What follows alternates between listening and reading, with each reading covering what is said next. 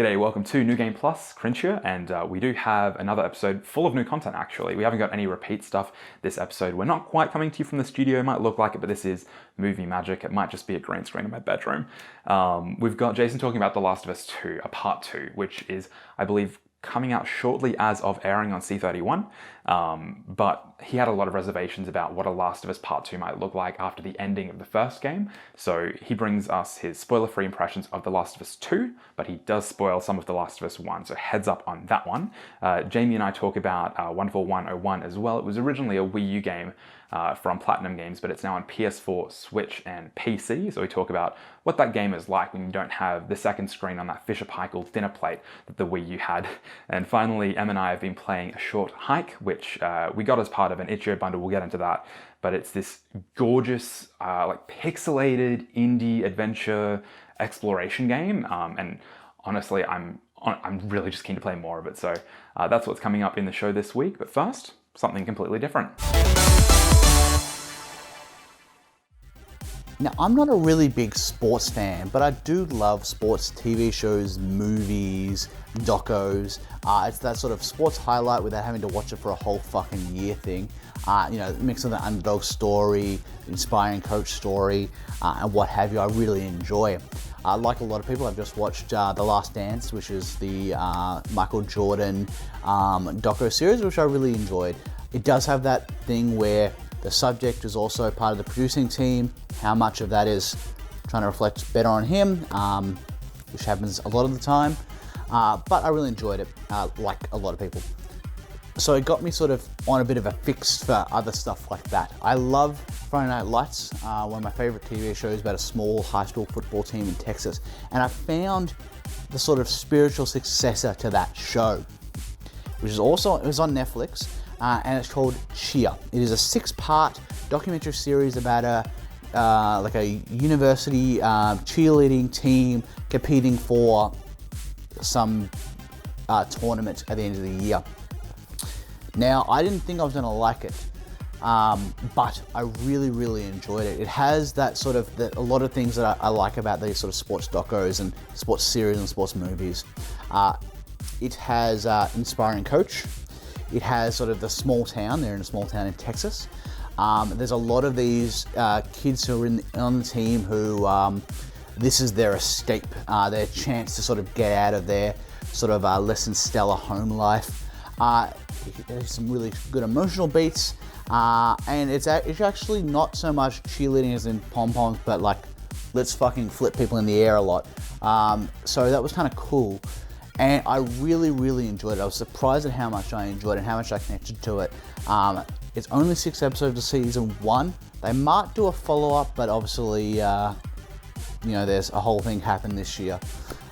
So there's a lot of delays in TV and movies. But if you're after that sort of sporting fix and you've watched The Last Dance, I recommend watching Cheer. It's been a long time since we've done some straight-up filmed content, but seems like as good a time as any to discuss a game about an infection taking over the world, causing the world to grind to a complete halt, as you would see in something like The Last of Us 2. I've got the quarantine beard ready, I'm ready to go. It's tough. I'm going to be clear.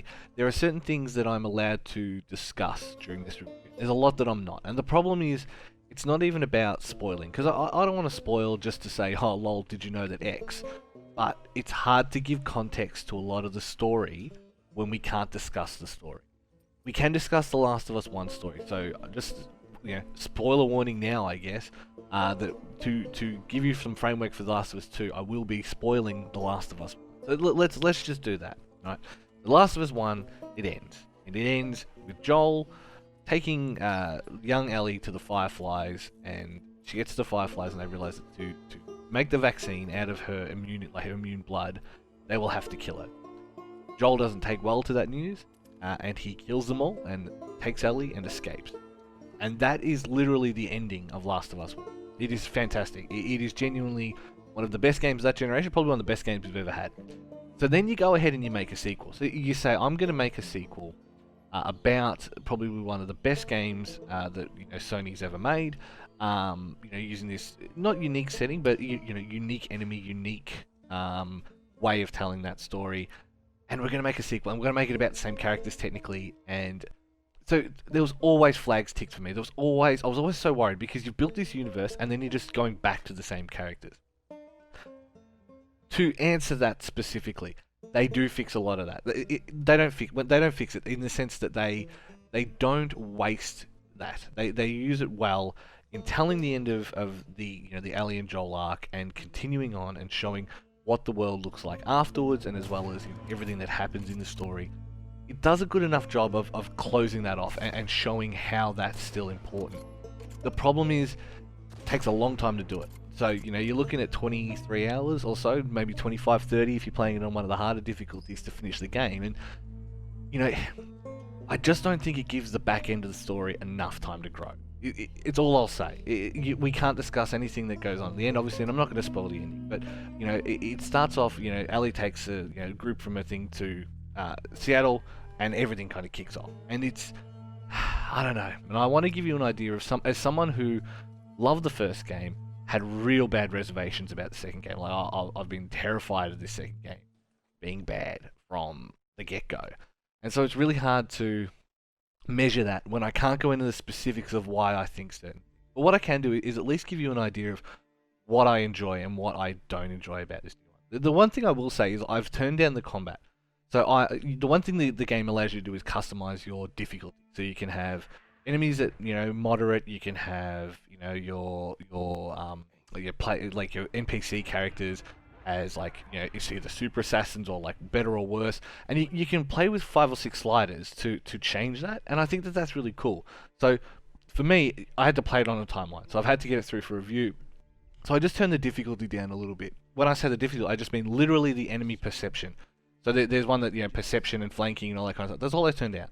And I'm still enjoying playing it. But the problem is, if you didn't enjoy the first game's combat, and they've done a lot to expand it, and it still feels natural, and I never understood the hatred for the first game's combat, but I definitely understand the fatigue that it can give you. Because, you have these tense moments, and it's trying to build this tension, but you just know what's going to happen. We have to go into the zombie area, and we have to find something from the zombie area, and then I'm going to get attacked, and it's going to be some of the big baddies, and it's going to be this, and it's going to be that.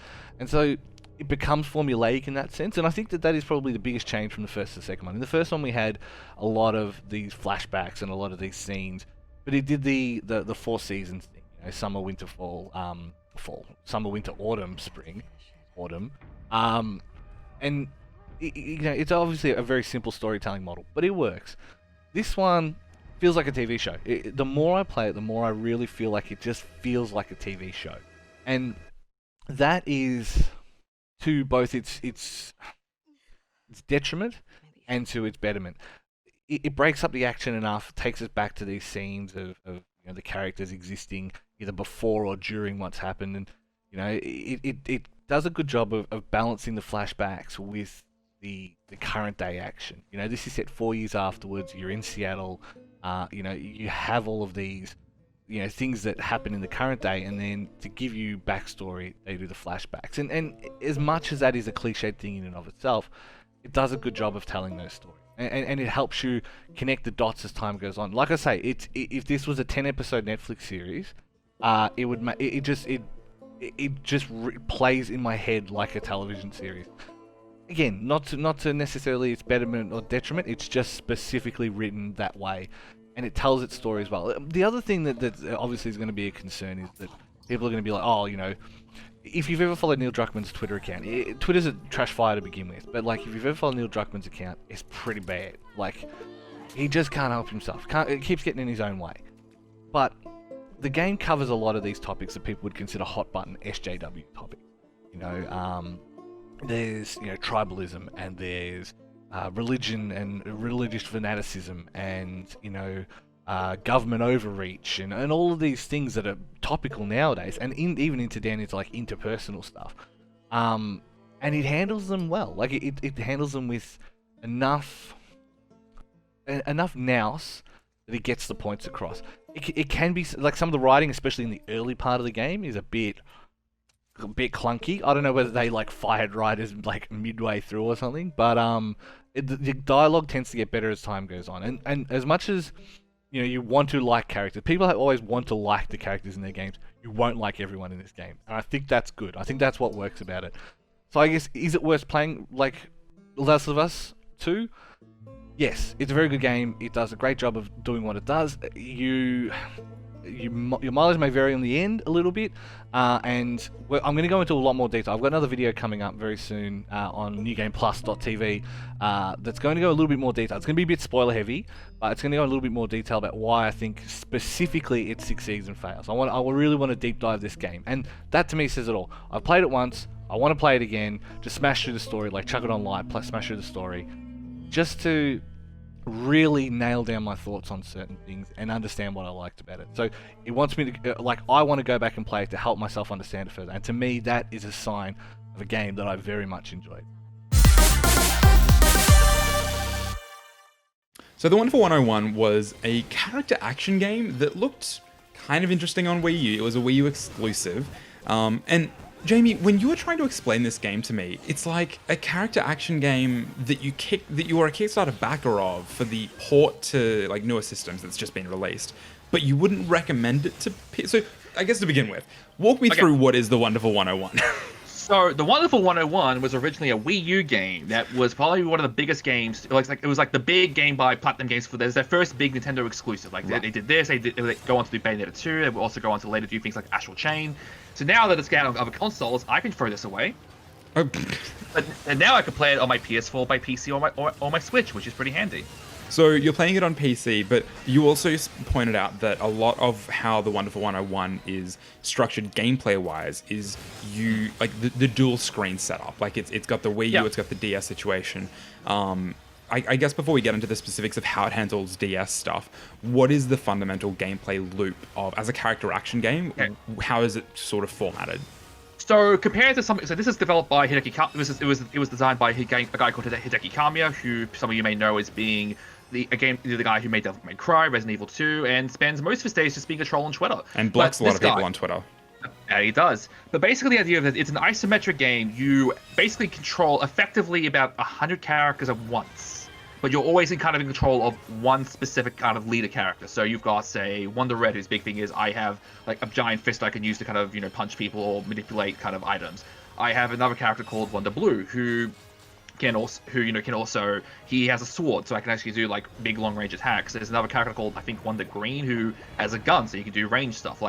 So basically, a lot of the gameplay loop is just kind of switch between those leaders, fighting off enemies, and basically kind of battling out in kind of one of the more unique games Kami has made, because one of the big things with Wonderful 101 originally was it was a game that never really explained itself. Like, it was just kind of assumed that, okay, here's just a billion different systems.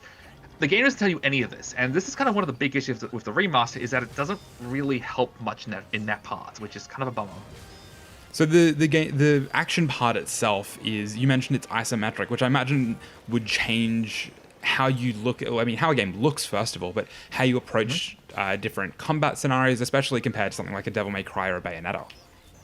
Absolutely, it does, and look, I like to think I'm okay at these kind of games. So I like to think I'm decent, and I see you smirking. But compared to some of these other games where you feel like I see everything in the battlefield, I know when to dodge, I know when to do all this kind of stuff. A lot of Wonderful 101, because of its weird camera angle, feels like half the time you're taking hits that you can't see. And part of the other thing is that, so in the original version of the game, the block and you had abilities where you could block or kind of dodge enemy attacks. The block was really useful because you could also parry enemy attacks as well. So they never told you needed to go buy that in the original version. So in this game, they make it a little bit more obvious what you need to do. I can see the only thing that's a little bit more obvious. But even then, you've got to learn, okay, well, the block isn't as useful as it is in other games because there's like a brief time limit for the block, and some enemy windups can be a little bit weird, like it can throw you off. Like, a lot of it's just like, you need to know what you need to learn what this game is doing, because it is it doesn't, it presents itself as something like, okay, well, I played Devil May Cry, great, awesome, I'm all over this, but there's a learning curve, which is really surprising, but also kind of a little like, okay, sure, I guess. It sounds a lot to me like Wonderful 101 was an opportunity for Kamiya and I guess Platinum more broadly to experiment and try and take some weird and wacky ideas if they didn't have enough already, and take them to the Wii U, which was a weird and wacky platform. Does it hold up beyond that? Is it more than just something that's kind of like, oh, that's interesting, like a short attention span situation? Does it have the length, and is it actually interesting and fun enough to play for a full length? I guess kind of what that is, look, it is still very much one of these kinds of games. So the game isn't that long. Like, levels can be pretty long, but the actual game itself isn't terribly long. Like, the idea is you're constantly going back, you're constantly kind of getting new items, you're constantly kind of just, you want to go back and get everything in this game. Like, that's kind of this loop. And I guess if you were one of those people that never had a Wii U for whatever reason, like you didn't want to go buy Bayonetta 2, which is a better game in every sense. Any number of reasons you didn't buy a Wii U. I literally threw mine out a little while ago, so... But look, I think it's the fact that now it's available in a much more wider form. Like if you've always wanted to give it a shot, like it isn't kind of the best remaster you'll ever play, but it is just a weird experiment that I'm happy is now just available elsewhere. Like I wouldn't be surprised if people want to bounce off this. Like to me, I think it's maybe like I prefer those other works. Like I think Nier Automata is really good. I think Bayonetta 2 probably desperately needs a port somewhere that's not a Nintendo console, but that's just me. But look, if you've never actually tried it, like there isn't it's not the worst game in the world, but it's certainly an interesting little experiment. So it won't be for everybody, but if you're willing to give it a shot, like you can go grab it right now. There's nothing really else out there at the moment, so there's nothing else and nothing really quite like it. So, A Short Hike is a little indie game that I came across on Twitter, I think, it would have been 6 months ago or something now, and I didn't get around to playing it until just recently. But I've got Em on with me now to talk about A Short Hike, which is this, it's just... I don't even know where to start, man. The basic setup is you are on an island. I can't actually remember the reason why you're on the island. I think your aunt is the park ranger, and you're like staying at a little cottage. You wake up as Claire, this like mess of a child, which I completely and utterly relate to. The reason why it's called A Short Hike is because you're going up this mountain to get cell phone reception, basically. You are waiting for a call from your mum, and it doesn't exist on the island or in the park or wherever else. So you are like, oh, the only place to get reception is at the top of the mountain. So that's why you go about like trying to get to the top of the mountain. Like we're not going to get super into the ending, but once you get there, oh, that conversation, man. I love that scene so much. So much of the comedy of the game actually comes from the writing, which is this sort of mix of witty, short, and sharp sometimes, but a little bit roundabout at other times to kind of keep you on your toes. But it's always really casual, I feel, and Claire's personality really comes into how these conversations go about, right? It's really kind of aware of itself as well, and it jokes about itself, and it's a nice kind of like real sort of space that you can just like fall into. There's so few games that I can remember, I mean there's probably a million out there, but that I can think of where I'm like there's so much emphasis on just playing and just enjoying playing, and you know that the end goal is kind of in mind, that you want to get to the top of the mountain, but the joy of the game is kind of just in playing it, and in exploring the world and meeting different people that you come across in your travels. And yeah, it just like that is kind of what the game is about. It's not so much about like meeting an objective or winning or getting to the end. It's just playing it. That's so lovely. The open exploration really is like you feel encouraged to explore, because you know that the game, like the scope of the game doesn't feel super big or imposing from the start. So it's like, cool, I have time to sort of mess around and just like explore and see more of this world and talk to more people. And some of the recurring characters that you see come up, like the painter character, where they're like making abstract art at the beginning, but you see them pop up like 3 or 4 more times depending on where you go to. I love stuff like that. And around the gameplay, it's also really, really basic, isn't it? And it's also, I really love the way that the world is kind of introduced to you, because it feels like the game is kind of just organically following where you're going, and it's just kind of opening up to you as you take different steps. It's not like these areas that you have to go to, or it doesn't encourage you to move in a specific way. It's just there if you want to explore it. There's just enough. Yeah, it's just enough. There's like the balance of giving the player direction, but keeping it still open enough. Like from a design perspective, that must be so difficult to try and pull off properly, but through obviously a lot of the pathways, seeing like characters off in the distance, or like, you know, where they tell you to go, what they tell you to do. And it doesn't feel like they shoe in any of the mechanics either. Like the few items that you pick up, like the bucket, which come in handy. I don't know if you picked up the bucket and then had water thrown on some of the little saplings you see around it, the flowers bloom, and it actually launches you into this. I did not know what the bucket was for. So you have like little bits like that, and then when they introduce golden feathers, it feels really, really natural, and a lot of that comes down to just the feeling of moving Claire around this world is just nailed, like just flying around, and the music really like plays into that feeling of exploring a world, but again, it doesn't feel too imposing like a Zelda or something where they have those sweeping orchestral vibes. With a Zelda, like I tend to get really frustrated because I can't figure out the puzzles and I find them really hard sometimes. But with this, it's just like, oh, somebody wants you to go get 15 shells, or, you know, oh, you found a stick, like let's go play some volleyball, and it kind of just takes you out of the moment into the next one, like really, really fluidly. I feel like as well, there's so many games, like particularly with open world stuff, where you get this sense of FOMO when other people are like have discovered things that you haven't. But I feel like with this, it's like, because there is so much or just enough, you're just happy with what you're seeing, you know what I mean? You're not worried about like what anybody else is doing or how anybody else is playing it. You're just like, oh, I'm focusing on my moment, you know, and it's nice. So we've been playing a lot of A Short Hike, and when I say a lot, I mean like we've been playing as much of A Short Hike as we can, because it's a very short game. I finished it in less than an hour, but replaying it, I feel like it's such an easy game to just go back and replay and mess around. And like Journey, I always loved going back and replaying, and I feel like this will have the same experience for me. And that's a wrap for New Game Plus this week. Thank you so much for hanging out with us. C31 and C44 might be going off air soon, so I highly recommend you check out our social media feeds: Facebook, Twitter, Instagram, YouTube, and Twitch. All of those websites / New Game Plus TV. The website is New Game Plus TV, and you know, if you're watching this on C31 or C44, definitely get around to those channels, support some of the other shows if you can. Hopefully they will still be on air come July, but at the moment it's not looking real likely. So yeah, check us out on social media. Thanks for hanging out, and we'll see you next time.